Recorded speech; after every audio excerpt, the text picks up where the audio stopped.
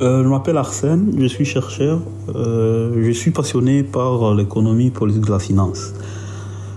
Mon intérêt porte particulièrement sur la manière dont les interventions politiques dans les institutions financières, notamment les banques publiques, ou sous influence gouvernementale, peuvent façonner les décisions des entreprises, influencer la gouvernance bancaire, impacter l'économie dans son ensemble. Mon approche combine à la fois une analyse institutionnelle et empirique des liens entre pouvoir public, marchés financiers et stratégies économiques.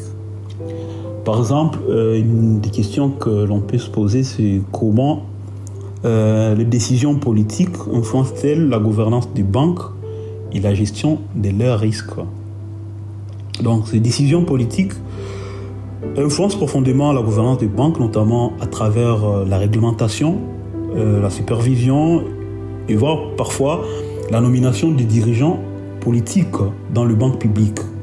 Et lorsque l'État détient une banque, l'objectif est d'orienter les priorités stratégiques vers les objectifs politiques et surtout le développement comme les soutiens aux PME, l'inclusion financière et surtout encore le développement régional.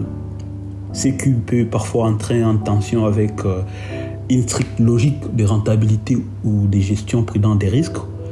Mais l'objectif des banques publiques ou sous l'influence de l'État, de manière générale, cherche de ne pas maximiser le profit, mais plutôt le bien-être.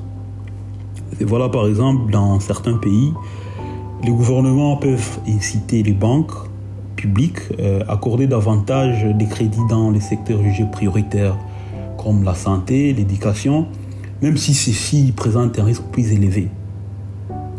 Cela peut mener à une prise de risque excessive ou à une mauvaise allocation du capital, mais comme je l'ai dit, l'objectif n'est pas de maximiser les profits, c'est plutôt maximiser le bien-être, mais aussi à l'inverse. Une gouvernance bien encadrée, même en présence d'intérêts politiques, peut servir à stabiliser le système bancaire, par exemple en période de crise.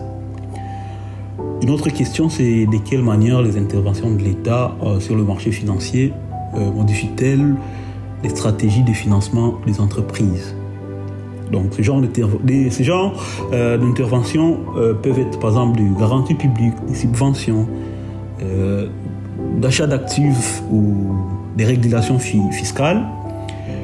Et toutes ces interventions influencent fortement les choix de financement des entreprises parce que lorsque l'État facilite l'accès au crédit, par exemple via le banque publique ou le mécanisme de soutien au prêt, les entreprises peuvent préférer l'endettement plutôt que le financement par action. Et à la fin, ça peut booster les investissements.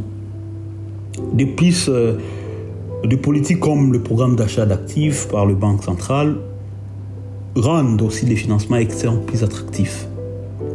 Donc, en somme, l'environnement politique et financier façonné par l'État influence non seulement les coûts de financement aux entreprises, mais aussi la structure, par exemple dette versus fonds propres, et les moments des décisions financières des entreprises, et ceci pour booster les investissements et à la fin pour booster l'output final.